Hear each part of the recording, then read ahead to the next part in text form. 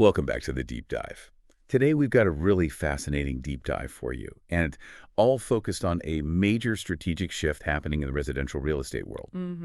We've been completely immersed in the corporate recap and some internal strategy notes from Urban Value Corner Store, or UVCS, looking at their 2025 plan. Right.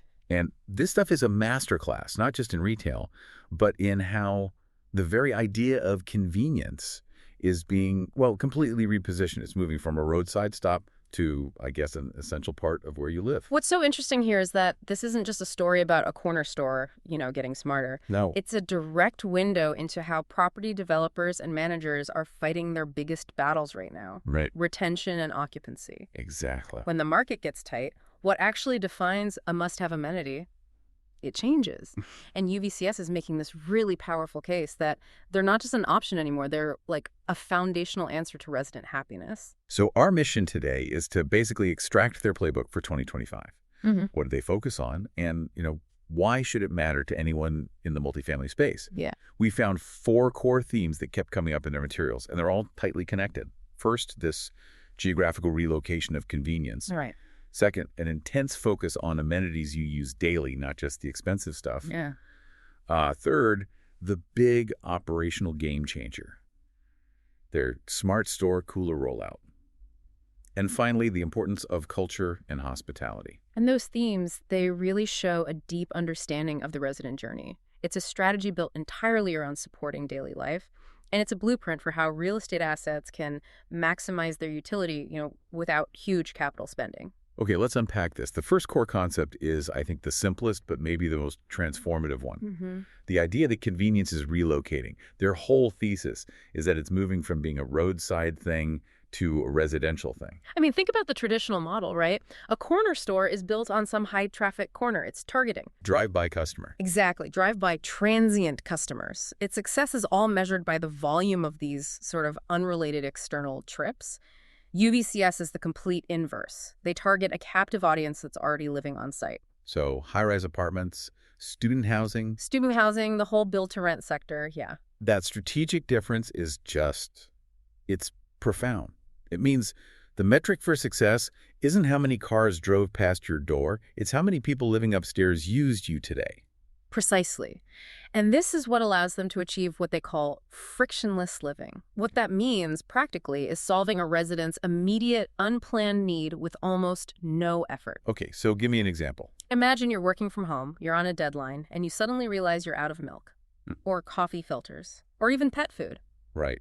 That's a huge pain. It is. Traditionally, you have to stop what you're doing, get in the car, drive, deal with traffic, park, shop, come back. That's super high friction. But if convenience has been relocated to your lobby, the friction just vanishes. You throw on a sweatshirt, you take the elevator down, grab the item, and you're back at your desk in, 4 minutes? That elimination of hassle is the currency of retention. And that is why developers are paying such close attention. This shift translates directly to the outcomes they care about. Better retention because life is easier. Higher occupancy because it's a better amenity package. And a really clear story for the leasing team. It shifts the whole conversation from selling a lifestyle to actually providing the infrastructure for that lifestyle. That brings us perfectly to the second theme, because if the location is inside the community, then you have to talk about what kind of amenity actually has value. The UVCS materials were pretty critical of what they call tour candy. Yeah, this is where the strategy gets really sharp. The material suggests that protecting occupancy isn't just about signing new leases. It's about protecting current residents from the incredible hassle of moving. And to do that, you need amenities people actually use constantly. So let's define tour candy. What are we talking about here? What are they contrasting themselves with? They're really targeting those high CapEx, low utility amenities, the things that are designed purely to look amazing on a leasing tour. That wow factor. That wow factor, but with terrible usage stats over a 12-month lease. Think about the really elaborate dog washing stations that get used once a month. Or the virtual golf simulators? The golf simulators, the private movie screening rooms, these things cost a fortune up front. They have ongoing maintenance costs, yet they have such a marginal impact on a resident's daily quality of life. So amenities that sell the sizzle but don't really provide the substance? Precisely. And UVCS emphasizes that their model is all about daily utility. Coffee, snacks, household staples, wine, local goods. These are things people buy 5 to 7 times a week versus a pool that might get used actively for 3 months a year. The cost per use is just worlds apart. You know, what was fascinating, and they noted this in their internal recap, was the speed of recognition. A leasing agent might spend 5 minutes explaining the rules for the community's recording studio. But the second a prospect sees a well-stocked, curated store right in the lobby, they get the value instantly. And that instantaneous recognition of value is so critical in a high-turnover sales environment. If an amenity doesn't need to be sold, if its utility is just obvious, it's a powerful differentiator. It shortens the sales cycle. The clarity factor is a huge asset. This whole shift in what an amenity should be leads us right into their biggest operational story for 2025. Yeah. Which is the massive strategic rollout of the UVCS Smart Store Coolers. This is how they address the limits of a physical footprint. This rollout was a total game changer for their market penetration. Before this, a fully staffed traditional UVCS store needed a certain density, maybe 450 units or more, to justify the space and the labor costs. Okay. The smart cooler format let them drop that threshold a lot. They specifically started targeting communities in that 200 to 400 unit range. The ones that usually struggle to offer those premium full-service amenities. Exactly, because of their size. Okay, now when we say smart cooler, people are going to want to know what that means. How is this different from just a big vending machine? What makes it smart? It's essentially an unstaffed micro-retail hub. It relies really heavily on modern tech for security and inventory. The main difference is the payment and tracking. Residents use an app to unlock the cooler. Right. Inside, the shelves use a combination of weight sensors and, now more and more, computer vision.